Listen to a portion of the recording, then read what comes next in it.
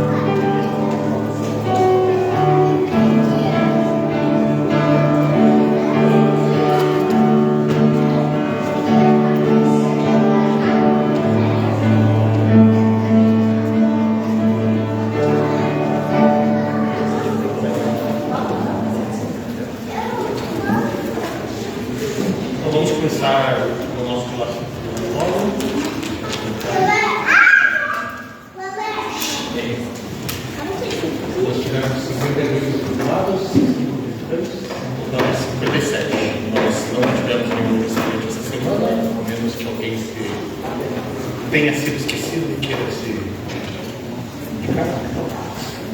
Pedir por Jonas, então, dar os nossos avisos.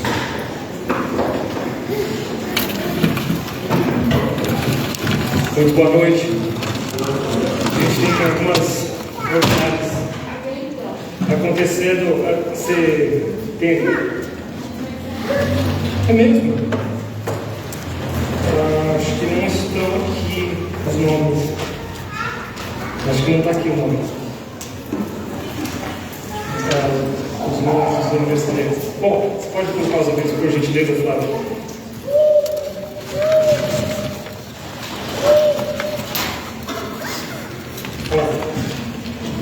A gente tem no dia 26 programada a nossa assembleia de eleição. Então, os membros ficam convocados. Eu coloquei um edital no quadro de avisos para de hoje. Também a gente vai nessa eleição, essas duas fichas, uma delas vai ser a ficha que você, desejando ajudar com missões, vai poder colocar o valor e se comprometer a ajudar com esse valor durante todo o ano. Então, vai ser distribuída junto com a ficha de você sugerir o nome dos diáconos, dos secretários, tesouraria e do conselho fiscal. Você vai poder preencher essas duas fichas. Eu peço que você preencha elas antes do dia 26, para que a gente consiga fazer uma apuração e aí a gente consegue fazer a eleição de forma mais organizada, tá bom? Então fale comigo, na verdade depois eu vou pedir que alguém faça a distribuição a todos aí, e aí você vai poder levar, preencher e depois devolver dentro do possível, tá bom? Ontem a gente teve a confraternização das crianças, inclusive eu queria agradecer todos os que se envolveram ajudando aí na infraestrutura. Deu bastante trabalho, mas a palavra de Deus foi ensinada através das histórias, né? Teve fantoche, teve cânticos, brincadeiras, e sempre isso dá bastante trabalho para a gente cuidar, né? Mas obrigado pelos que se dispuseram em fazer. A gente vai, nessa semana também, os homens, fiquem atentos, a gente vai já acionar aí a jardinagem, instruções lá no grupo. Também, os jovens, a gente não vai ter a próxima semana, nessa semana que vem agora, a partir do 16, minha família e eu estaremos saindo de férias até o dia 25. E aí a gente retorna no dia 26, que é o mesmo da Assembleia da Eleição. Tá? Então, se você precisar de qualquer coisa, antes disso, a gente consegue resolver, ou depois dessa data. Enquanto isso, os diáconos vão estar ajudando vocês, pode recorrer a qualquer um deles. Também o pastor Mário vai estar ajudando a gente com o ensino das Escrituras na próxima semana. Então, vamos ter ainda atividades normais aí, certo? Muito obrigado, Geraldo. Pode vir para retomar. Obrigado.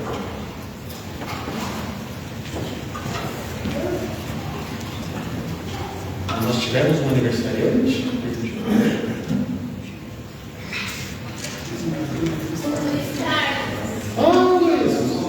Você escolhendo. Venha.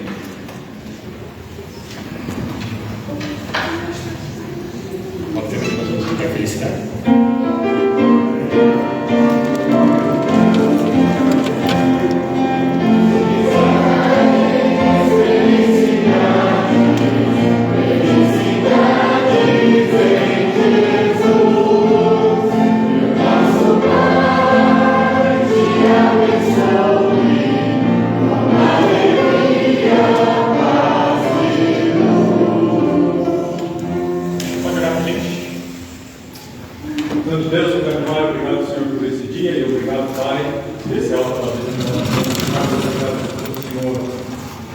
o salvou.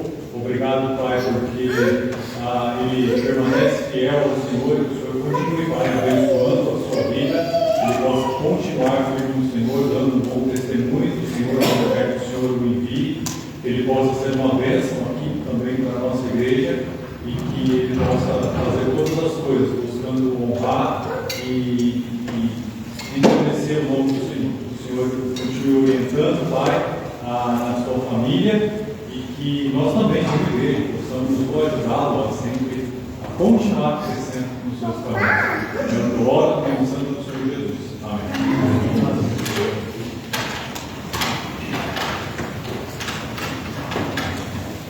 Então, em comemoração dos Dias das Crianças, nós vamos estar cantando mais corinhos do que hino, e eu convido as crianças a estar ocupando esses bancos da frente, para estar cantando bem forte, porque a maior parte dos crianças não sei cantar. Então, se puderem ajudar,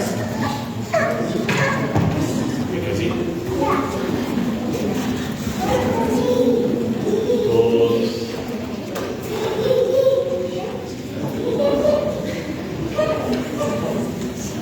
Pode sentar muito mais também, não precisa ser muito chato.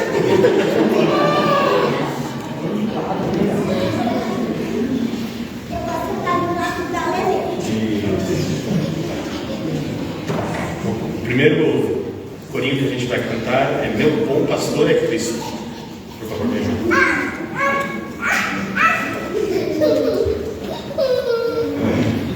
Esse é o lindo, né? Yeah.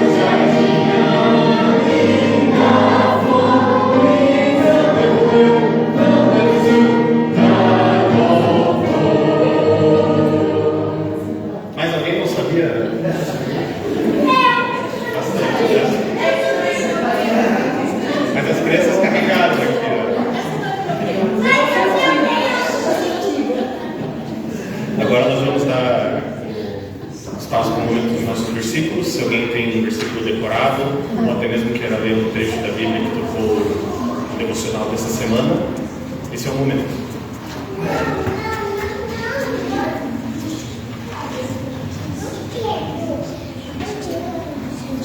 Ninguém? Então vamos. Aí, por favor.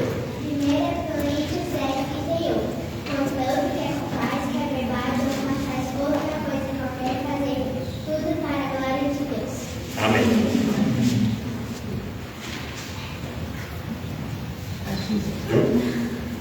Eu sou bom pastor e bom pastor dá sua vida pelas ovelhas. João 10:11. Amém. Raquel? O Senhor é o meu pastor e nada não faltará. Amém. Fala no peito.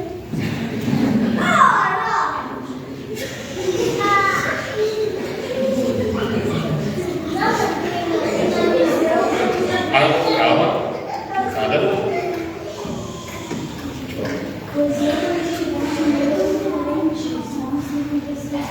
Amém. Então vamos dar espaço para o nosso versículo do ano.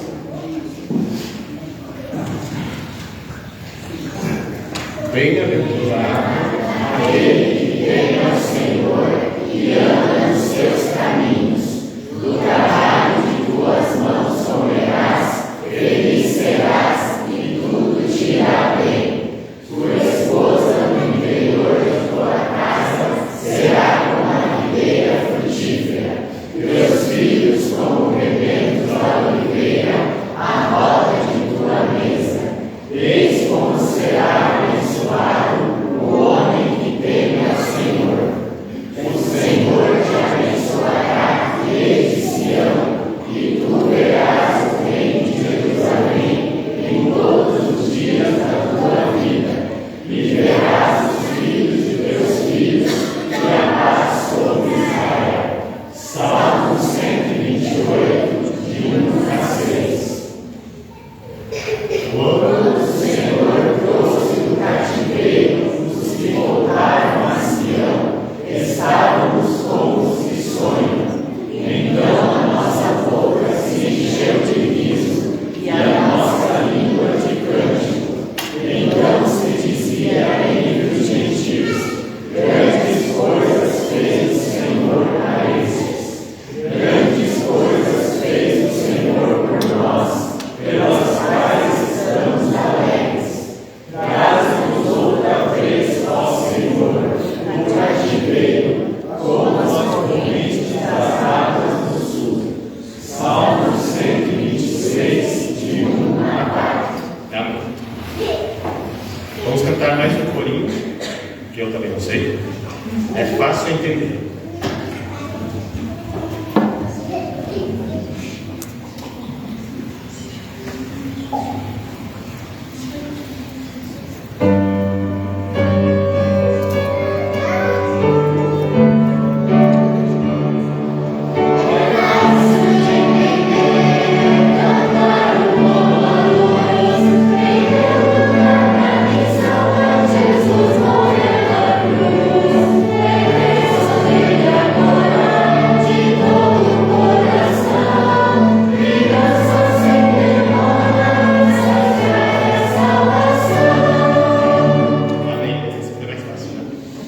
Vamos cantar agora o hino Satisfação.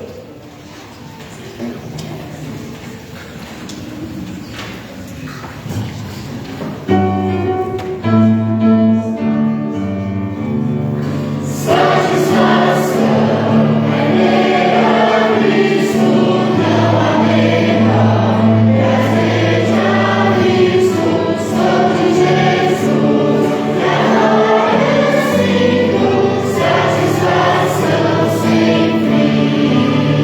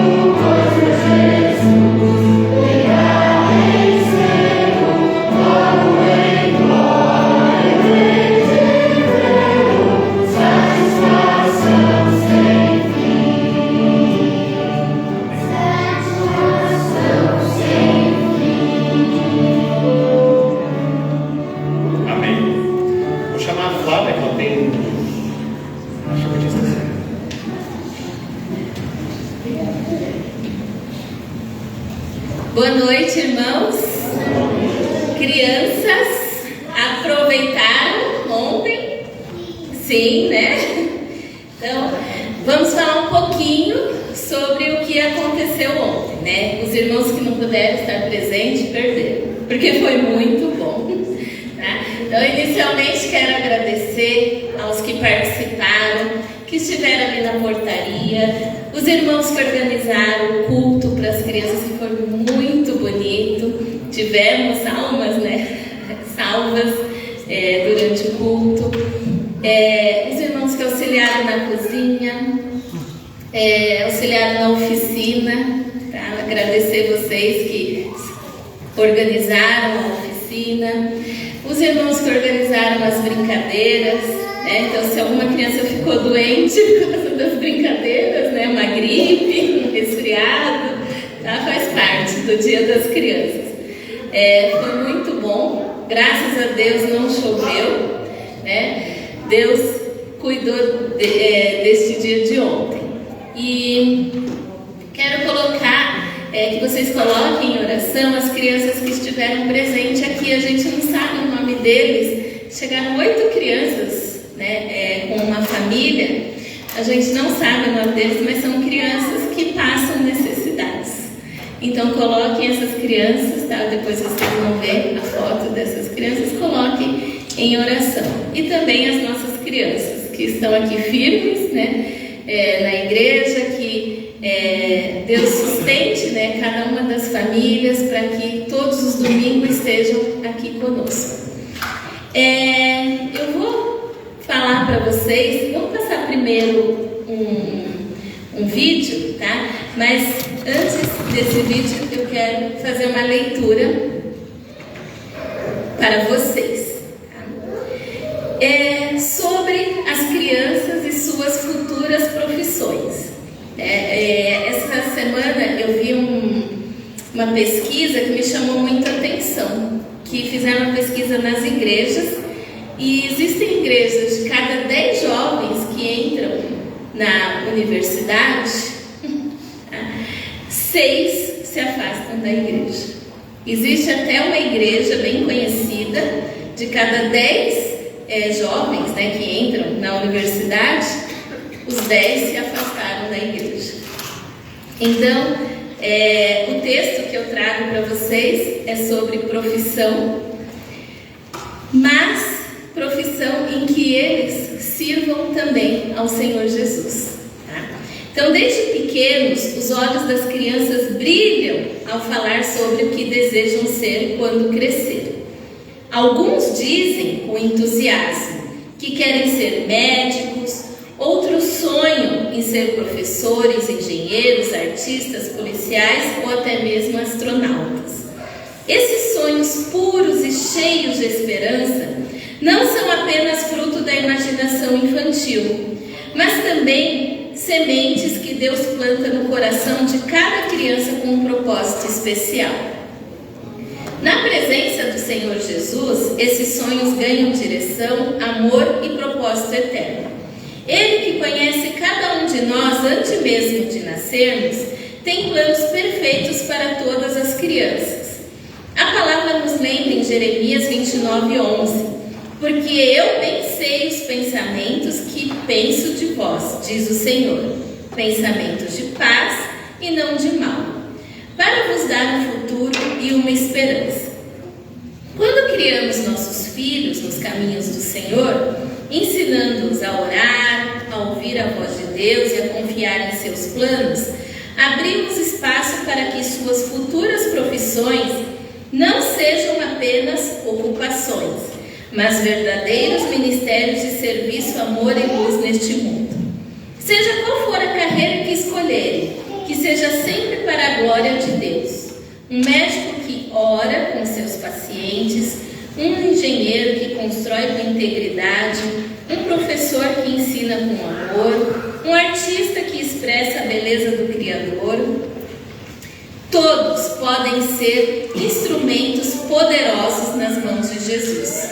Nosso papel como pais, líderes e igreja é cultivar esses sonhos com fé e sabedoria, guiando as crianças a reconhecerem que o maior chamado de suas vidas é andar com Jesus, pois mais importante do que elas farão é quem elas serão nele.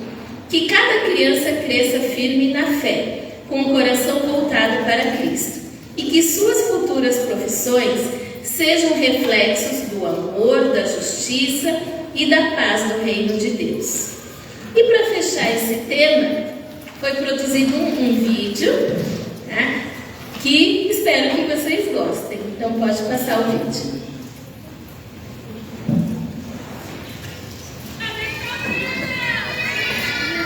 É o outro vídeo, não é esse. Uma pequena falha técnica. Só um pouquinho. Esse era a outra surpresa. É o outro vídeo das profissões.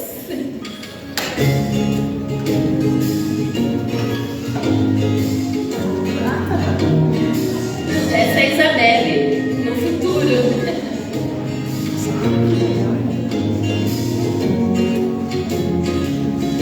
A Raquel quer ser policial. Olha aí a Raquel.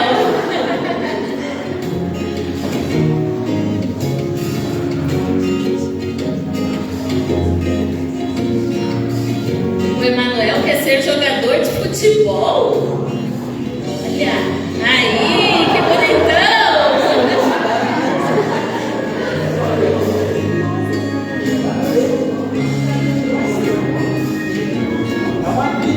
A Clarice quer ser médica. Vamos ver?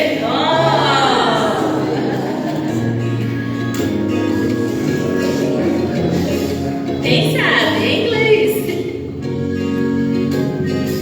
A Lídia, que é domadora de cavalos, Lídia. Olha aí!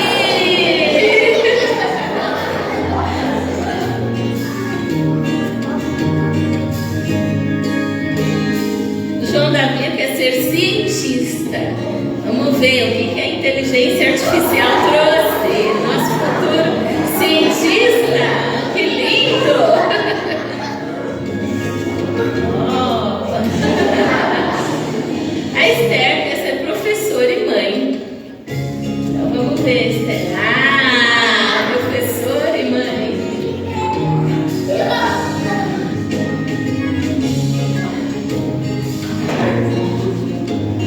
O André quer ser pastor e matemático. Olha aí o André.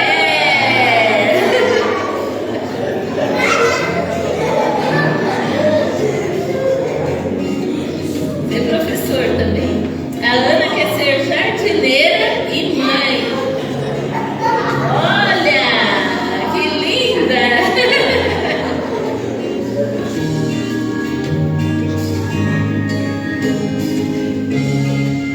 A Isabela quer ser médica, mais uma médica aqui na nossa igreja. E opa, pulou ali, Júlia quer ser médica também. Ah, a Júlia e a Isa. 3 médicas aqui na igreja. A Aurora também quer ser médica, Aurora.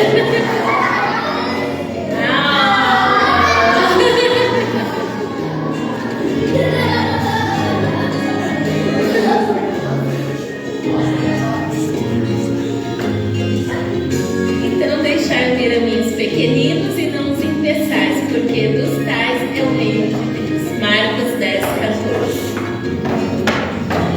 Então quero agradecer o Bruno e a Kelly que fizeram esse vídeo, tá?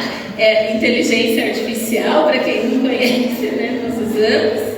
Então, que vocês cresçam sempre no caminho do Senhor, que alcancem os seus sonhos, mas não esqueçam do bom caminho do Senhor. E, para finalizar, a gente tem um vídeo de ontem, né? Então, um resumo do que aconteceu ontem. Agora sim.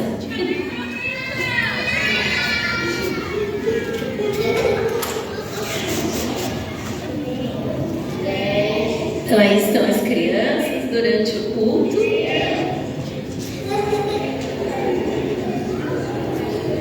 Trinta crianças vieram ontem. Aí são as oficinas, um pouco do lanche, que foi bem farto. Foi tão farto que tem hoje também. Mais uma oficina.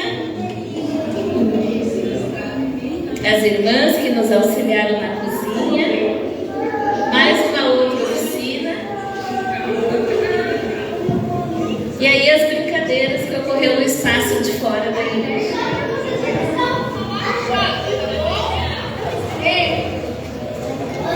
Comeram muito doce, teve doce à vontade. Aí a brincadeira. E ficaram bem molhados.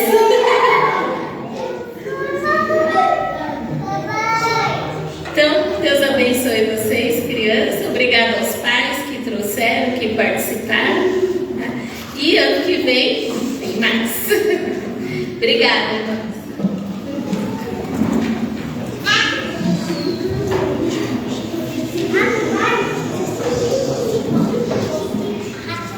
Realmente uma grande bênção. Vamos estar cantando o último corinho do dia, antes da nossa mensagem. Cristo tem amor por mim.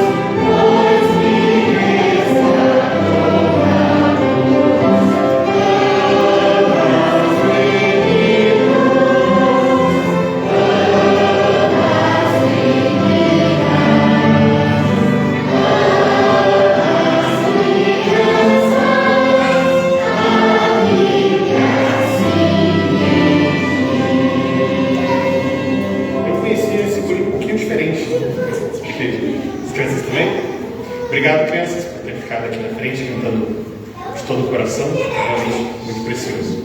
Agora temos nossa divisão.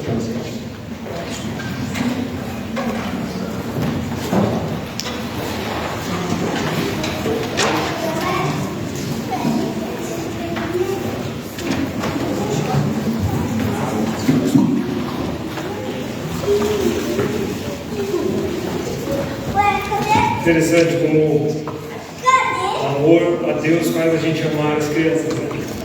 Que a gente começa a ver como Deus vê o ser humano, quando a gente começa a passar por cima das dificuldades que a gente encontra com as pessoas, a gente passa a amar de fato o Senhor. Graças a Deus por eles. A gente vai terminar hoje a carta de 2 Timóteo, capítulo 4. E você pode abrir comigo e a gente vai ficar no último trecho hoje, a partir do verso 19, mas eventualmente vou voltar um pouquinho para quem não está estava aqui antes de poder entender um pouco. Então, 2 Timóteo, capítulo 4.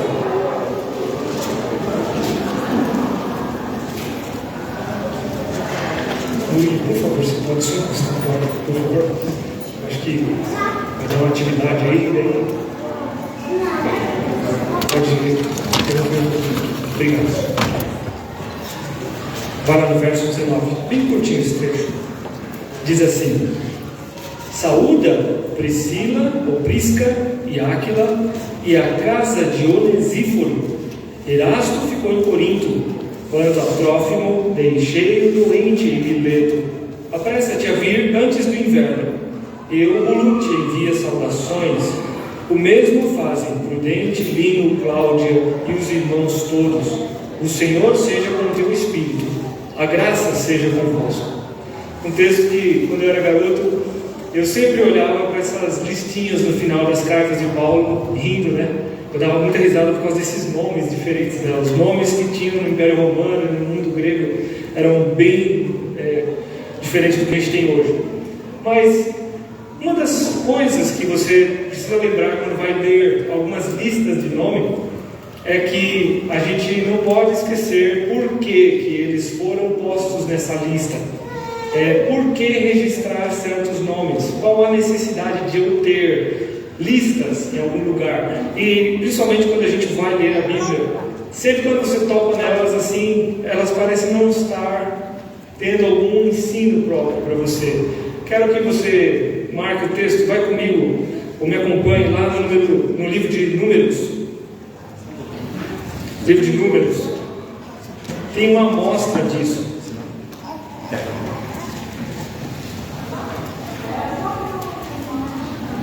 Vai no capítulo 4 também. Olha o que diz aí, por exemplo, no livro, no verso 29, Números 4, verso 29. Quanto aos filhos de Merari, segundo suas famílias, segundo a casa de seus pais, os contarás. Isso aqui é Deus dando ordem para Moisés. Da idade de 30 anos para cima, até os 50 contarás. Ele vai citando aqui algumas regras para o sacerdote. E aí no verso 34, ele fala algo bem semelhante quanto aos filhos dos coatitas. Então tem duas famílias, Merari, coatitas, também tem os filhos de Gerson. Olha, por exemplo, o verso 40 aí. Os que deles foram contados segundo suas famílias, segundo a casa de seus pais, foram 2.630. Tem listas aqui, não só no livro de Números, mas, por exemplo, em 1 Samuel, em que são listados os guerreiros de Davi. No livro de Daniel, tem algumas listas, não Daniel, mas alguns dos profetas listam os que retornaram do cativeiro. O livro de Esdras, por exemplo, o livro de Neemias, lá, todos que vieram da Babilônia. Você vai ver no livro de Apocalipse, citando certas pedras. Qual é a necessidade de Deus registrar essas coisas? Bom, a gente vai deduzir algumas coisas. Por exemplo, o verso 29 cita o nome desse casal, Priscila ou Prisca, como tá, não sei como é que é a sua versão, e Áquila. Esse, por exemplo, foi um casal que eles foram um dos maiores exemplos de como casais podem servir a igreja. Na casa deles começou a igreja de Roma. O que é a igreja de Roma na história? Hoje, por exemplo, a gente tem, olhando daqui, né, no século 21, a gente olha para Roma com um olhar bem suspeito, né? Mas aquela igreja começou com esse casal. E ela começou de um jeito bem diferente, singelo, um simples. Eles simplesmente mudaram-se para Roma. E eles, ao se mudar, eles não levam apenas a sua mudança, eles levam dentro de si algo muito maior. Lembra que a gente viu isso semana passada? Quando a gente vê Paulo sofrendo, por exemplo, o abandono dos seus, ou quando vê ele passando apuro, ele já estava preso nessa carta, lembra? Ele está escrevendo para Timóteo lá em Éfeso, e ele está pedindo coisas de Timóteo, avisando ele, dando conselhos. E nesse momento, ele está fazendo questão de relembrar de pessoas que foram essenciais para o trabalho da igreja. E ele cita esse casal. Ao citar Priscila e Áquila, a gente deve também lembrar de como eles começaram o envolvimento com Paulo, porque eles tinham o ofício de construir tendas, lembra disso? Eles costuravam as tendas. E aí Paulo, por ter o mesmo ofício, acaba conhecendo os dois, e ali começa uma jornada juntos. E nesse momento, eles estão agindo em qual igreja agora? Vocês lembram em qual igreja Timóteo estava sendo pastor? Éfeso. Então eles, por um momento, estavam em Roma, agora estão em Éfeso. O que está acontecendo? Será que eles eram nômades? Eu não sei dizer. Mas o ponto é, aonde eles estavam, eles serviam. Eles eram úteis. Aí uma coisa que minha mãe me perturbou quando eu era garoto, é que ela ficava dizendo para eu não ser um inútil. Meu irmão deu uma mãozinha, claro, né? Ele não podia deixar, seu burro, seu inútil. Aí eu falei, ô pai, não posso ser nem burro nem inútil.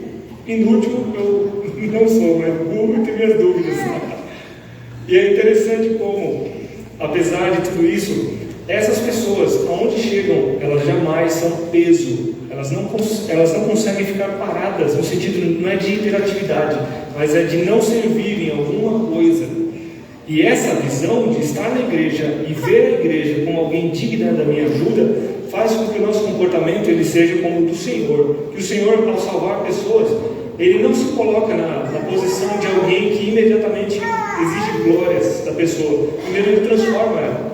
É impossível, por exemplo, que um incrédulo louve a Deus como Deus espera ser louvado. É impossível isso acontecer. Agora, no momento em que Deus manifesta o Evangelho através da pregação, a pessoa entendeu, ela é confrontada e há alguma transformação, aí sim, essa pessoa vai conseguir, de fato, adorar Deus como Ele quer ser adorado, em toda a sua majestade. De novo, tem outros nomes aqui que a Bíblia não fala absolutamente nada deles. Mas existem alguns, por exemplo, como o Erasto, que fica em Corinto. Ele fica por alguma razão, ele está subordinado às instruções de Paulo. Então, de algum momento, eles estavam viajando, é possível que ele ficou ali por alguma razão relacionada à igreja. Tinha uma igreja em Corinto. Na verdade, a gente tem as duas maiores cartas do Novo Testamento direcionadas para Corinto. E era uma igreja tão influente que Paulo elogia eles demais nas cartas, mas ao mesmo tempo que elogia, ele tem assim muitas críticas a serem feitas, e correções e exortações, e algumas também doloridas.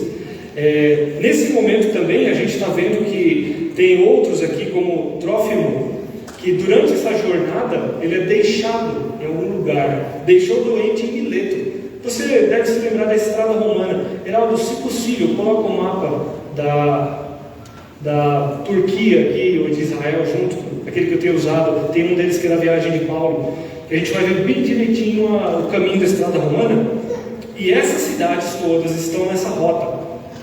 Então Paulo sai de Jerusalém, vai para Chipre, depois ele volta de novo para a terra, e ele começa a viajar por essa estrada. Ela saía de Israel, passava esse território grande que você está vendo, onde tem Capadócia, Ásia, Galácia, é a Turquia hoje. A estrada passava bem no meio, e bem onde tem essa região aqui, onde tem esse monte de ilhas, é o mar que fica na costa da Grécia. E ali nesse lugar ficavam várias cidades, Filipos, Éfeso, a cidade de Corinto, que é onde está a Caia, tudo perto, mas todas por conta da estrada romana.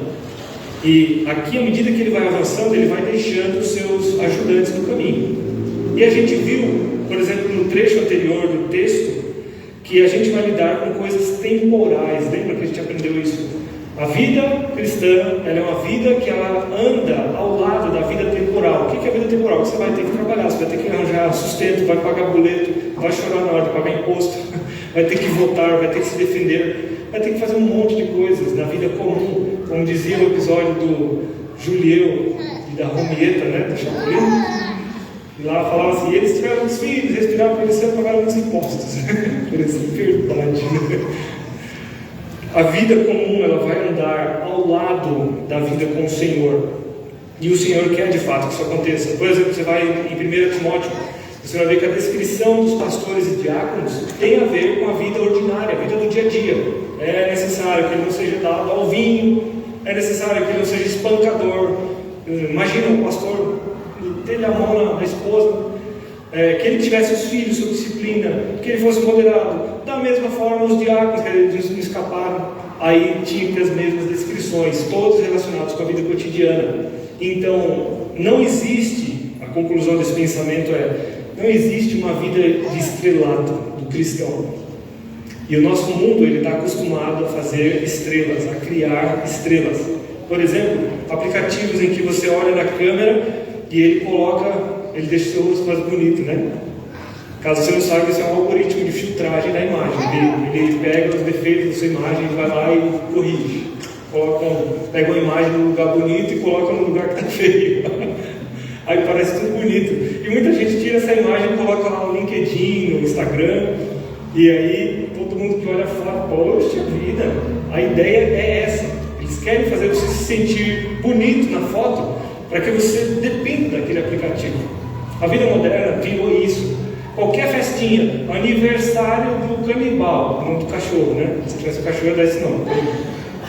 Ou ia ser bigorna, ou ia ser manivela, alguma coisa assim, né? Coxinha. Tá lá o animal fazendo aniversário, põe na mesa, coloca o chapéuzinho, velhinha, bolo para ele, como se fosse um ser humano. Não vou ter filho, a gente vai ter um cachorro. Interessante. Vida pós-moderna, um mundo maluco que a gente vive. Ele tenta criar um mundo de estrelas. Você vai se impressionar com a quantidade de academias que a gente está vendo. Qualquer esquina que abre um desses mini shoppings tem uma academia. Qualquer uma. E todas imitam as outras. Eles imitam as que estão indo melhor de todas. Luz escura lá dentro, roxinho assim. Aí tu chega lá, aquele ambiente, né?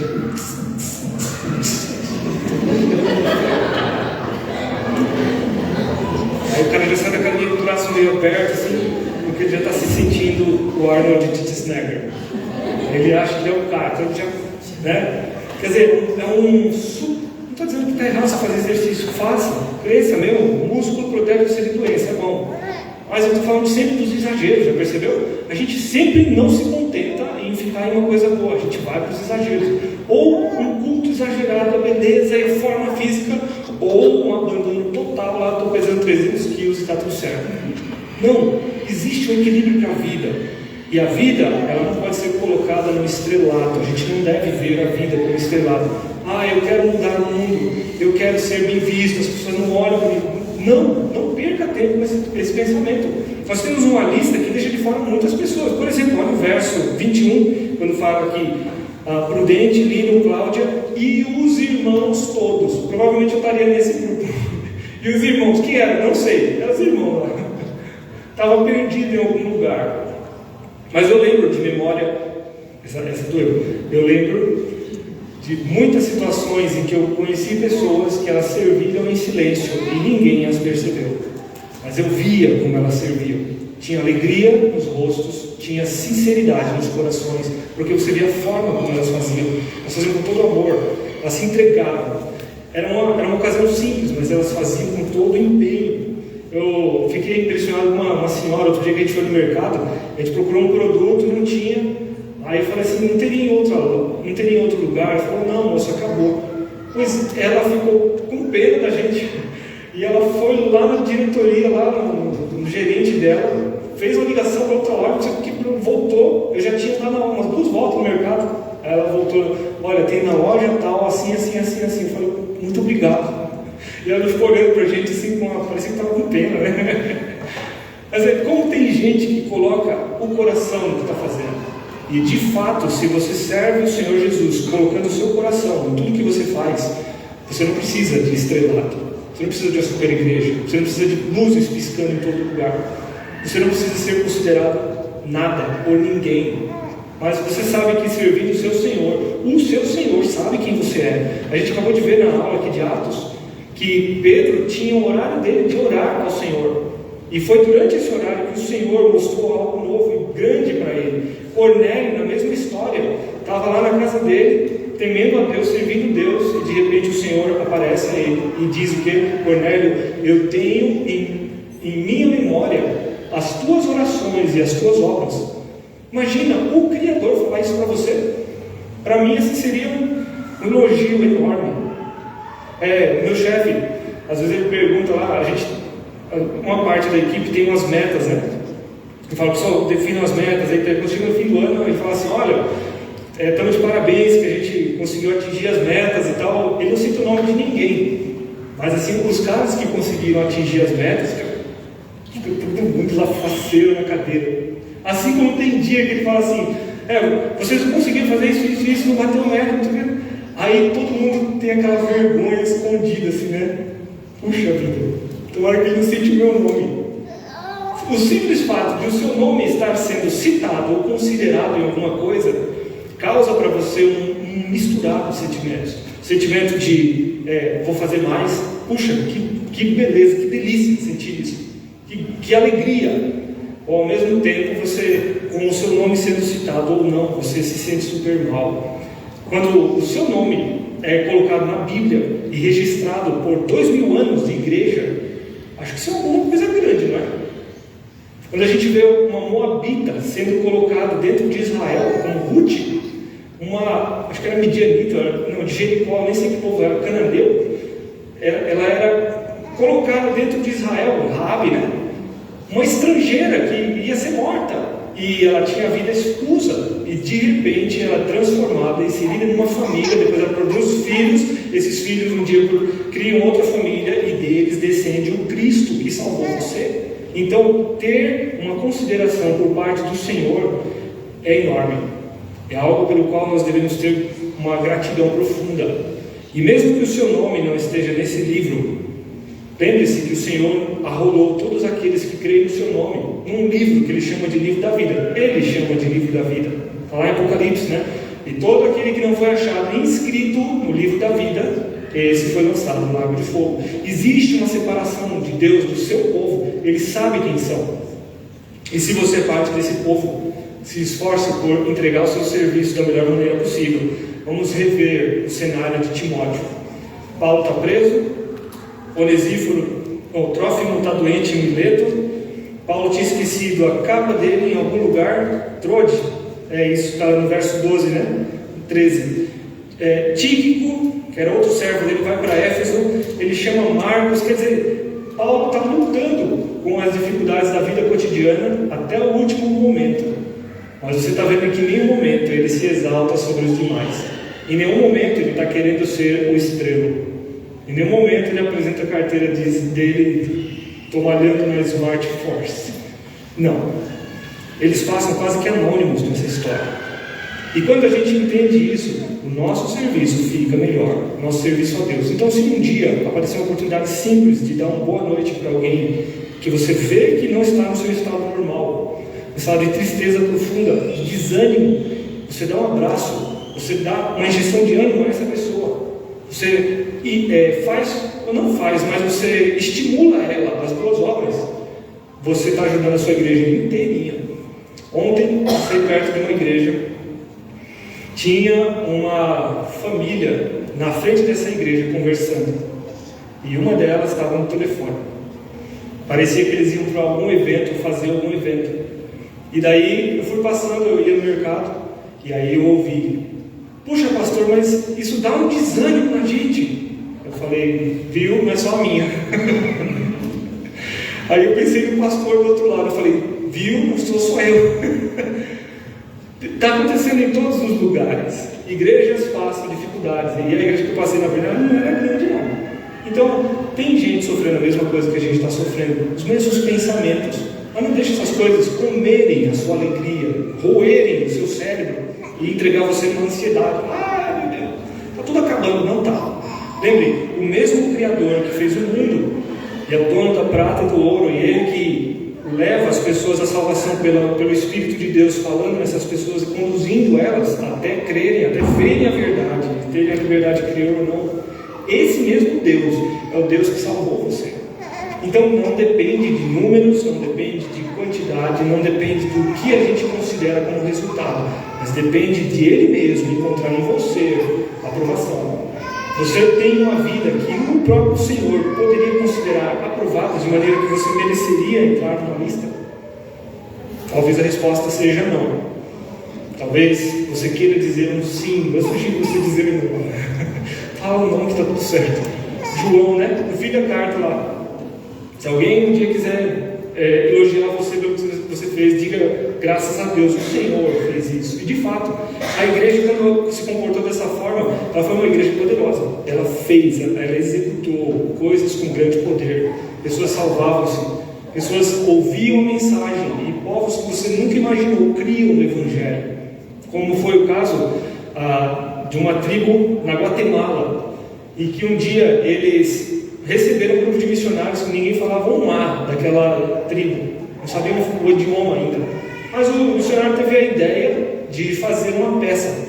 Então, parece que ele conseguiu, de alguma forma, fazer gestos ou se expressar com os indígenas, e eles construíram uma cruz, e eles bolaram uma ideia de simular o sacrifício de Cristo, pegando uma bolsa de couro de uma ovelha que tinha lá, e eles colocaram sangue dessa ovelha, e colocaram no lado de um dos índios, colocaram a roupa, penduraram no Calvário, e esse missionário conseguiu, não sei como, isso existe gravado em vídeo, na Missão Novas Tribos do Brasil, eles conseguiram fazer a encenação do Calvário.